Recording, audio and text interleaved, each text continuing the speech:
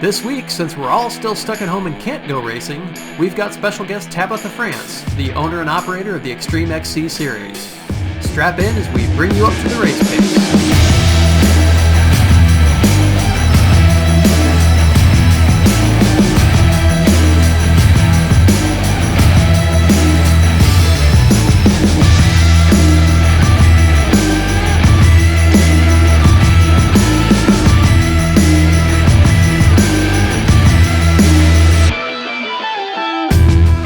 Hello everyone, and welcome back to Race Pace, presented by CW Motorsports. I'm Doug. And I'm Chad. And if you hadn't noticed, there's still no racing going on because everybody is still on lockdown. So in the interest of giving you a race-related show, we've got the owner and operator of Extreme XC, Tabitha France, on. And this is only their second season, except it hasn't actually started yet because of this whole COVID-19 lockdown mess. But nonetheless, as soon as this thing lifts, we are going to have some racing. And Tabitha, how are you holding together down there during this whole mess? Well, we're just hanging in here like everyone else, waiting to see when we're going to get to come out of quarantine and kick off this round or season 2 for us. We've got everything set up and ready to go down in Bloomfield. We were supposed to have raced on the 18th and 19th, but the Board of Health shut us down, so we're just waiting to hear the go-ahead. Well, tell everybody a little bit about your series. You just got started last year, and so just give us a little bit of background and what you did last year and what you're looking forward to this year. Okay, yes, it is Brian France and I, my husband, that started the series in 2019. We raced the Pee-wee, youth, adult, and the side-by-sides. We race quads and UTVs on Saturdays all season, and we race bikes on Sunday. We got off to a really good start last year. We had a lot of support. We did way better than we anticipated for the first year, number-wise. We have an excellent staff that helps make all that possible. Wonderful landowners. Obviously, without them, we can't do any of this. So everyone that I've worked with last year, and I have some new people this year, everyone's been great to work with. Of course, we're all in the same boat with this coronavirus, so we're all just trying to stay in touch and work together and see what we can do to get the season kicked off. We did some fun pit bike racing last year. So we decided, everyone loved that so much, we're going to have a little mini 5 event, little mini series for that, and do that for points. Nice. So we'll do a Powderpuff side-by-side again this year down at Odin. We're going to do the mini quad race there, pit bikes there. Ryan Cooksey that runs that place at Parsons Motocross Compound, he is awesome to work with. He does a lot of track work for us, so that helps us out a lot. I've got Jeremy Cooper, the most amazing track builder out there, in my opinion. He's on board along with the rest of my track crew. We've been working all winter clearing trails, and everyone gets along so well. We've got about 35 to 40 staff members, and everyone works really well together. So that makes everything run smoothly for us and the racers. Well, I'm really excited, honestly, to hear that you're doing the Powderpuff UTV race again, because last year that was an absolute riot. Oh, yeah, and we'll be doing the nighttime side-by-side race there again, too, I believe. And we'll have the lights again to kind of light it up out there in the motocross area. So that was a big hit also. Yeah. What I really enjoyed about your guys' first season that you went out there and did it is you really made it a full weekend of family events. It wasn't just come out and race your class and then take off. You guys had movie nights. You had a round where you did the Strider races, like the little kids. The pit bike thing was fun. The Powderpuff thing, that was neat to go out and, see that stuff. It's just neat that you guys took the time to make it a full weekend of family events instead of just the kids get to race and everyone else has to go. So do you guys have any other big plans for things like that? Or are you just kind of going to continue with the same thing, or? Well, we are going to do the Strider bike race again, too. I'm glad you brought that up because I forgot to mention that. Odin is at Parsons, that is a perfect place to put on a lot of those activities. So we plan to do that there. Now, if we have to split AM and PM, if we grow big enough that we need to do that, we'll just have to do time allotment, and see what fits in. But yeah, we've got some other things up our sleeves this year too to try to pull out. We've talked about doing some the slow, I can't remember what we called it, but to see who can go the slowest on their dirt bikes, like a dirt bike drag, but the slowest without falling over. That's something we thought about. I don't want to give away everything because, we want it to kind of be our unique thing that we're going to put on. So, yeah, we've got some plans. The staff and I all work together. It's like, we're all a team. It's not my series, it's our series. So we all, try to work together and come up with stuff that's cool for that. Yeah, that's really neat. Yeah, you guys have done, honestly, I was amazed last year. That's the only way I can put it. You guys put together a phenomenal series, and it just shows that you've been involved in racing for quite a while. I mean, people who don't know you personally probably have no idea the depth of which you and Brian and your daughters and just everybody in the family have been around racing. Yeah, we have. We've raced all the local series. They're all great. The kids have raced all of them back when I was racing. I participated in the different series, and every series has their ups and downs, but they're all great. And we did work for another series for several years, and we're very involved in that. And we just decided that it was time for us to go out and make our own dreams come true and run things the way that we wanted to run them. And that's what we've tried to do. Right. Well, and one thing a lot of people may not know is that you used to run UTVs yourself. You mentioned racing there, but specifically a UTV. Yeah, I ran a UTV back in the day, kind of when they first started here in Indiana, at the local series, and it was a lot of fun. The first race I ever ran was, there was 8 of us, and one of them was a Rhino, little, 2-door little thing with a bed on it, and it was the most fun. It's a little more serious these days. There's money involved. There didn't used to be, but it's still fun. But it was a blast back then. So our whole family used to race, and, we took it down to just the girls.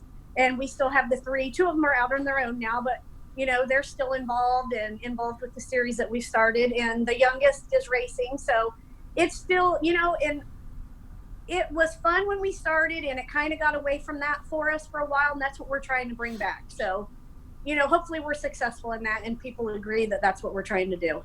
Yeah. No, I think you guys did a great job last year, and I'm really looking forward to seeing what you're doing this year. So you said that you did better than you expected last year, and we all know that starting out a new series, generally the numbers are low, and you're just kind of trying to get a following. So what kind of numbers were you seeing in the quads and the dirt bikes and the UTVs, just so that people have an idea of what they're coming out to at one of your events?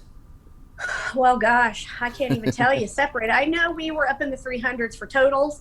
I'd have to look back, but we started out with maybe 10 side-by-sides, and, we got up there pretty high. I can't remember what our highest number was, so I don't want to BS anyone, but I don't even want to say a number because I can't remember without looking back, but it was good. I was going to say at Parsons, you guys were probably around 25 or so. I think there was 20-something. I just didn't want to speak. I don't want to say, oh, there was 26, and someone say, she's a liar. But, we did have, and I'll tell you, I do know, at our first round at Parsons last year, we had 159 bikes, which was awesome. Yeah. That gave me goosebumps when I went to the start line and seen all those bikes out there. That right there is an accomplishment first year, I think. So I just think that's something for all of us to be proud of. That's, a part of the team, that we brought that many people out, and the locals like to come out and do that kind of stuff. Every town you go to, there may be people that don't race, but when you advertise, the locals come out, they enjoy it, they tell their friends about it, and you pick up racers that way, so it's pretty cool. Yeah When you come out first year, you don't really know what to expect. So I guess from our round 1, that was a mud pit, it was raining, it was not ideal conditions. After round 3, we knew we had it, and it was good. Our numbers really climbed. That's awesome. Well, speaking of round 1, obviously you had to cancel round 1, which was going to be the last weekend in March, the 27th, 28th, somewhere around there. Was it going to be actually that 18th and 19th? Okay, I was going to say it wasn't quite this weekend, but do you have any plans to reschedule round 1? Are you going to try and run that, or are you just going to have to skip over it and move on? No, we want to get it in. It's an awesome property, and we worked really hard getting that property up and going for the racers. We added a lot of new trails. There's a lot of neat stuff for the racers to experience and see there, and the spectators. So if we can't get it in the spring, hopefully we can get it in the fall. It'll just depend on farming. A lot of our race properties, you have to get those in around farming. And that's how a lot of these landowners make a living. So, we're going to try to get it in. It would be nice if we could get it in still as round one, but if not, it may just end up being that add-on at the end of the season. Hopefully it works out that way. Yeah, hope so as well, because definitely a nice property out there, one you'd want to take advantage of. How many rounds are you going to be running this year then? I mean, assuming you can get this one back in. Well, hopefully the 10 that's scheduled. We don't want to take anything away from the racers, so we hope to put on the season, that we plan for. We're just going to have to wait and see. Time will tell, I guess. Yeah, hopefully everything opens up for everybody here real quick, and we can get back to racing, because I know everybody I've talked to's got the itch. Yes, for sure. We do too. So, yeah, we're really hoping that we're able to get out there soon. Yeah, I'm kind of wondering what the cabin fever is going to be like at the first race, because everything opens back up. Everyone's got all this pent up. I just want to be out of the house. I just want to do something. I'm wondering what the first races are going to be like. I'm guessing amazing. I think it'll be big for everyone. Yeah, absolutely. I know I'm tired of being in the house, and I get to go to work. I just took my side-by-side for like a 40-mile drive on the road, so... I know we can't even get outside and do yard work because it's raining or it's 100-mile-an-hour winds. So, yeah, we're all kind of in that same boat, I think, stuck inside. Yeah. Well, not stuck inside. I don't want to say that because I enjoy being with my family. But still, you want to be outside doing stuff when the weather starts warming up. Yeah, for sure.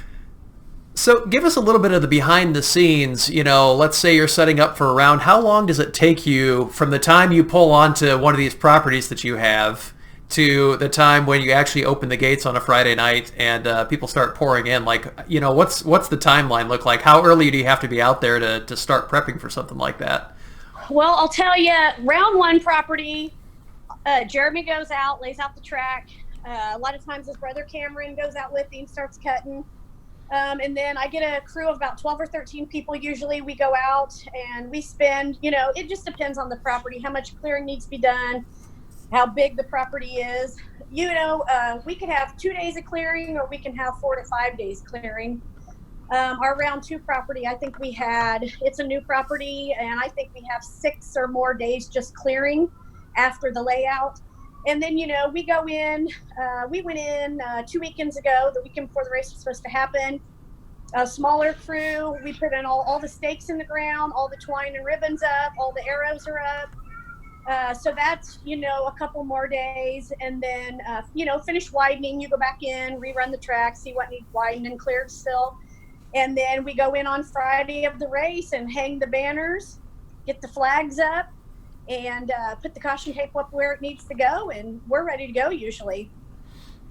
I think it's interesting for people to know just what it takes to set up a course like that, just how much time, how much manpower. I mean, like you said, you've got a crew of a dozen or more that are out there working on this thing to try and get everything ready for everybody. So it's, sometimes in the heat of the moment, it's easy to complain when something doesn't go your way at a race and you're upset about things. But the reality is you're putting in a ton of work to make sure people have a good time.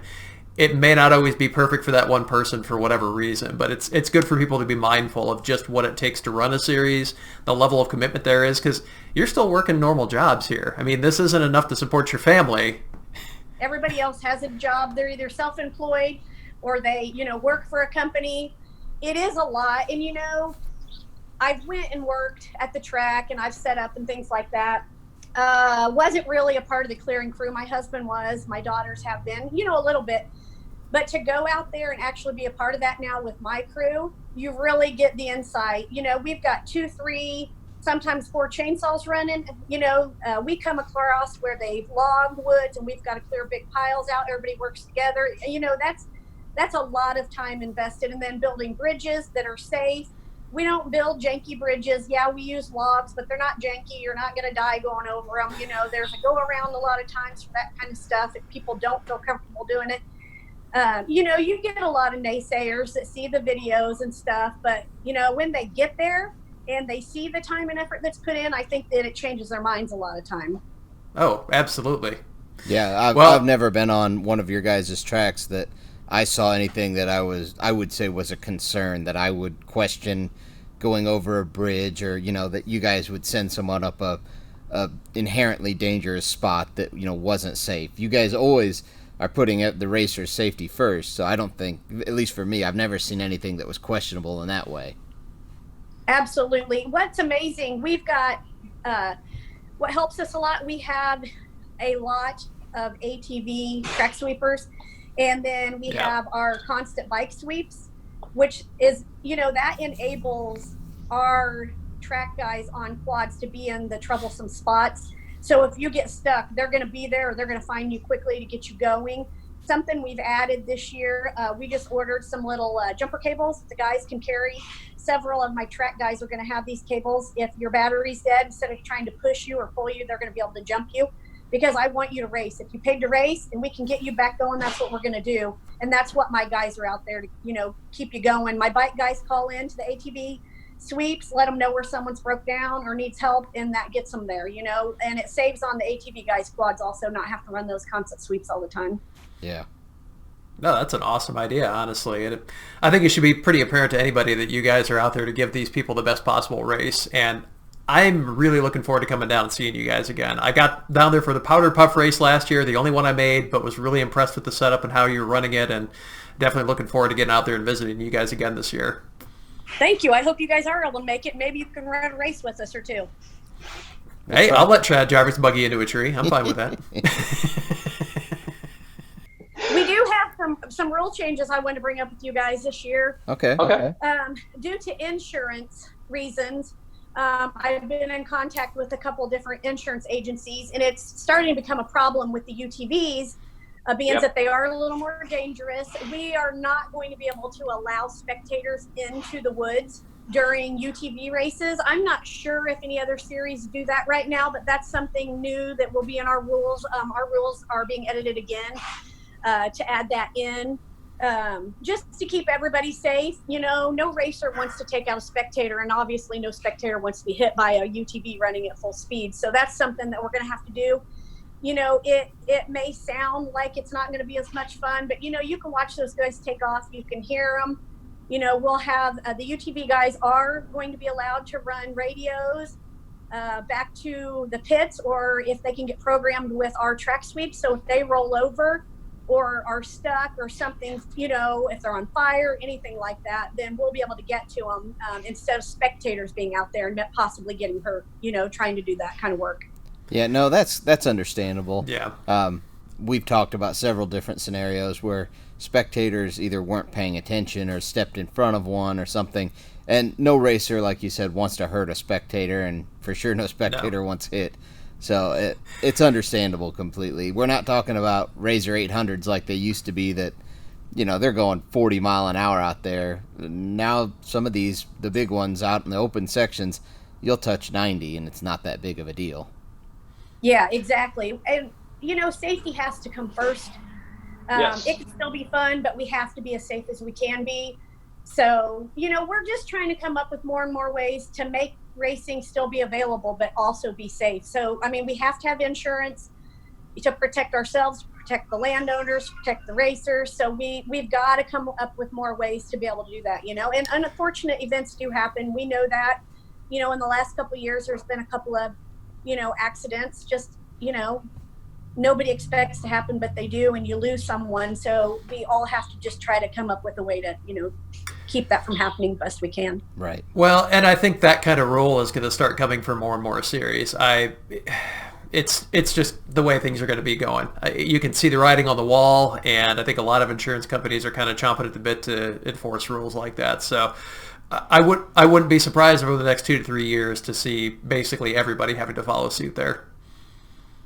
Exactly. And, I think most series follow most of the same rules. I know we all do have some of our own.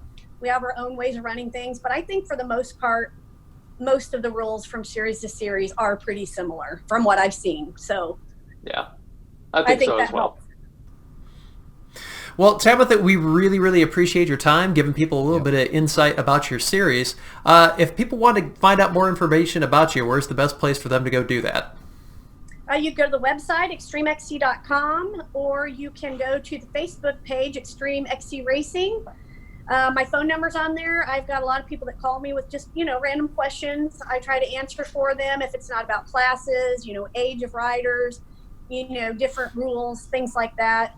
They can get a hold of me that way. All of our staff at the races are available if there's questions. everybody's pretty knowledgeable, or they'll send, them to the person that they need to talk to. Doug Harris handles all of my most of the rule questions. If I can't answer them, I send them to him. He's in charge of that. So it helps, to have a single person they know to go to, know his face, that knows the ins and outs of the rules. He studied them, he's helped revise them. So that's the best way to do it. All right, sounds good. Well, we do want to say a big thank you to all of our sponsors. Of course, our title sponsor, CW Motorsports. We've also got 834 Powder Coat on board, Watch Communications, who hosts our webpage and this podcast, and Spangs Fab, who makes fantastic aftermarket parts for UTVs, even up to full race cages. Whatever you need for protection for your UTV, the man can hook you up. You can find us on the web at eminentperformance.com or on Facebook or Instagram /Eminent Racing. You can also find us on YouTube /Eminent Performance. And if you want the podcast version of this, just go to iTunes, Google Play, Stitcher, iHeartRadio, Podcast Addict, any place like that. Look for Eminent Performance. You are definitely going to find us. Yep. If you like what you're hearing, please do subscribe and then click the little bell notification so that you know when we drop new content, because there's going to be other videos coming up besides just Race Pace. And anytime you leave us a like or a review, even if you don't like us, it's kind of the old, any publicity is better than no publicity at all. So definitely give us some feedback, because we're going to keep doing the show, I guess, whether you like it or not. Chad, anything else before we get out of here? No, I think we're good. I guess the one thing I'm going to say to all the UTV racers out there, we've got all this extra time. I don't want to see any of you guys fixing your stuff the night before the next race. Yeah, there's really no excuse. You've got like an extra month and a half here, so. All right, Tabitha, thanks again one more time. We really appreciate it. And everyone out there, thanks for riding along with us, and we'll see you soon. Thanks for having us on.